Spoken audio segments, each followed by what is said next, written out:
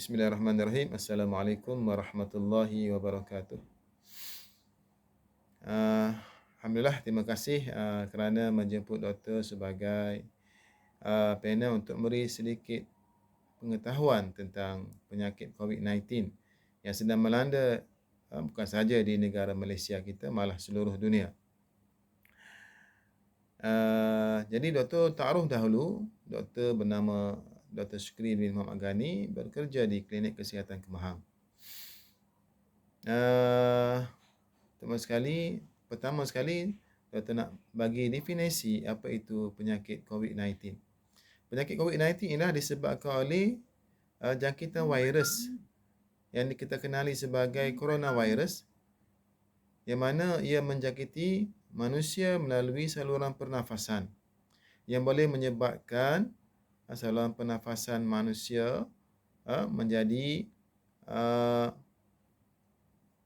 bermasalah. Menyerang pernafasan manusia yang boleh menyebabkan bermasalah seperti susah bernafas dan lain-lain lagi. Jadi cara COVID-19 ini merebak ialah melalui udara, dan juga melalui sentuhan. Okey, yang pertama sekali ialah melalui udara. Macam mana? Jadi apabila seseorang itu dijangkiti virus COVID, yang biasa virus COVID ini dia akan menjangkiti manusia melalui beberapa saluran seperti mata, hidung dan mulut. Jadi jika virus ini merebak ialah melalui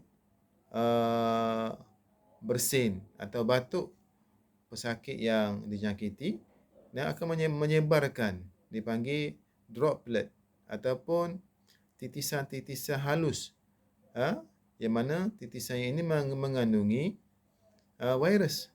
Dan jikalau kita yang berada berdekatan dengan pesakit tadi terhidu ataupun terkena, masuk dalam mata kita, masuk dalam hidung kita, maka kita pula akan dijangkiti oleh COVID-19. Dan juga kita boleh juga dijangkiti apabila kita bersentuhan dengan air liur ataupun tempat-tempat yang telah dijangkiti atau dikotori oleh COVID virus tadi. Di meja, di katil tempat tidur kita.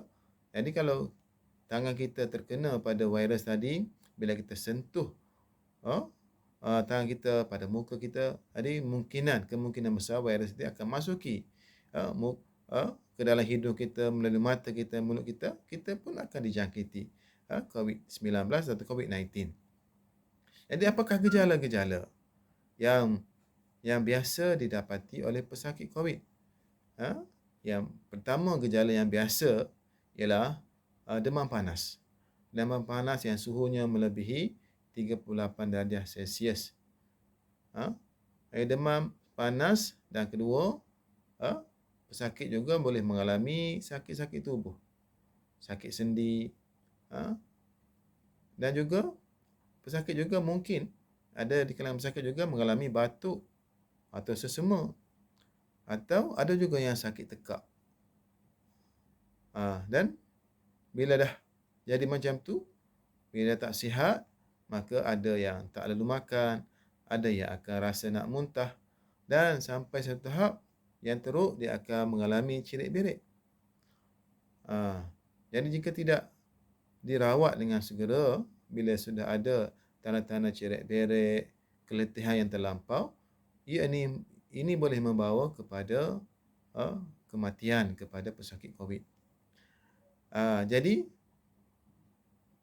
gejala-gejala ini perlu setiap orang kena pasti dalam diri masing-masing ada ke tidak. Jika ada demam, kita pernah ada bersentuhan dengan pesakit COVID, ataupun kita pernah ada close contact, walaupun tidak bersentuhan, kita berada dalam satu bilik yang tertutup, satu kereta. Jadi kita berisiko tinggi untuk dijangkiti juga COVID-19. Jadi itu antara gejala-gejala yang kita kena pasti. Dan ada juga kadang-kadang pesakit COVID ini dia merasa dia positif COVID bila dia makan tidak ada rasa, hidung tidak dapat bau apa-apa. Jadi ini juga menunjukkan gejala-gejala COVID-19. Jadi ini kita kena pasti dan kita kena dapatkan rawatan seawal mungkin, hadirkan diri kita ke klinik kesihatan ataupun ke hospital yang menyediakan perkhidmatan untuk pemeriksaan COVID-19. Jadi, adakah COVID-19 ni ada ubat? COVID-19 masih belum ada ubat yang spesifik. Cuma ada dirawat melalui antiviral dan juga rawatan-rawatan untuk merawat penyakit gejala-gejala sahaja. Kalau demam, diberi paracetamol. Kalau ada batuk, diberi ubat batuk dan sebagainya. Jadi belum ada spesifik ubat lagi untuk merawat penyakit COVID dewasa ini. Jadi, apa yang kerajaan sarankan? Yang WHO sarankan, dari kerajaan pun akan mengikuti saranan WHO sebab WHO ini satu badan kesihatan antarabangsa. Apa? Dan apa itu rawatan yang kita kena usahakan. Bukan rawatan tapi pencegahan. Pencegahan selain daripada pencegahan yang kita biasa buat sebelum ini, iaitu kita mengelakkan diri kita daripada pergi ke tempat-tempat awam yang sesak, yang tertutup. Kita jaga kebersihan tangan kita, guna hand sanitizer dan sebagainya. Satu lagi pencegahan yang kerajaan telah buat untuk rakyat Malaysia ialah program vaksinasi.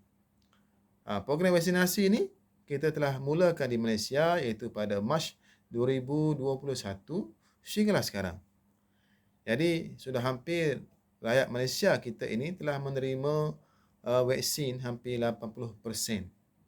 Dan sekarang pada awal Februari yang lepas, kerajaan telah mula memberi vaksinasi kepada pelajar-pelajar sekolah rendah yang berumur 5 tahun hingga ke 11 tahun.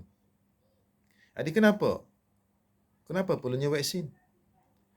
Vaksin ni sebenarnya untuk memberi pendedahan pada tubuh kita kepada virus COVID-19.